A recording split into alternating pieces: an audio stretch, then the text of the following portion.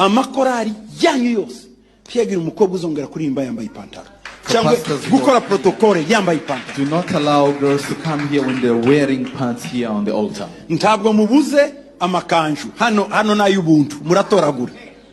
You are not lacking the shops to buy dresses. Icya kabiri, second, nta mwana w'umuhungu ugomba kuza gucuranga kugira afite amaherene mu matwi.